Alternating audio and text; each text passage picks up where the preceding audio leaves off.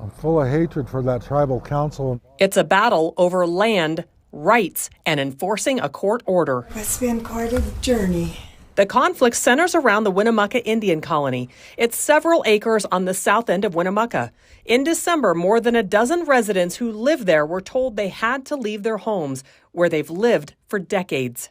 I've even got my daughter's ashes spread there. So Elena Loya lived in the house where her mother once lived. In fact, generations of her family have been there almost a half century. My great-great-grandmother, Sally Cinnabar, she died on that colony. And her mother died actually in that house I live in. The history of this land dates back to President Woodrow Wilson. He issued an executive order in 1916 allowing federal railroad land to be used for the Winnemucca Indian Colony. It was meant for homeless Paiute and Shoshone Native Americans. In the past few years, some of the people living on the land, like Jim Ayer, have been intertwined in a legal fight to stay there. I lived there since 1980, and I'm at least 7 to 10 generations. I could chase my ancestry back to 1894. Last December 2nd, the Winnemucca Indian Colony Tribal Court ordered that about a dozen residents had to leave. It's been a legal fight that's been going on since the 70s with numerous court battles. Colony attorney Norberto Cisneros explains why they're evicted. Why not just let these people live on the land? They've been there so long. Why now take it back? The people that are on the land right now are not members of the Winnemucca Indian Colony and cannot trace their lineage back to the homeless 1960 Indians who were part of that 1916 base roll that we're talking about. In addition, many of them receive federal funds from other tribes because they're other tribal members. The evicted residents say the tribal council has no authority, saying they voted themselves in. But the court agreed with the board and upheld the evictions. The tribal court ordered that the residents be out by early December. They had a few days to get their belongings out of their homes, but anybody that returned to their residence after that were arrested by the Bureau of Indian Affairs. Kyle Missouri spent 6 days in jail after he tried to go back to his grandmother's boarded-up house where he also lived. BIA officers stopped him. I wasn't saying anything. I was trying to follow the court. And then I got wrestled down, and then they tased me, I think 2 or 3 times. The Winnemucca Indian Colony doesn't own that house. My grandmother owns that house. So she's the one who should authorize who can and cannot be there. Residents say low-income elders who were evicted from the colony are living in this Motel 6. This is just about humanity, basically.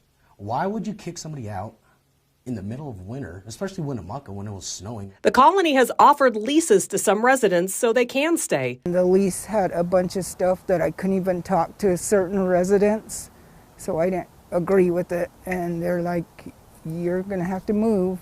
The colony boarded up some houses, bulldozed others, saying they were unsanitary and unsafe in some cases, and they paid to have some mobile homes moved. It's not some heartless, middle of November, throw families out. No, this is a process that's been going on for years, and we have tried to work with them, but the response always comes, no, and you have no right to do what you do. But this is hard for residents who still have many of their belongings inside their homes. They said I was a terrorist. They said that I threatened the tribal council, and sure, I might have threatened those guys, but what is a guy going to do when they show up with loaders and start taking your campers and your fence and all your tools out of your garage?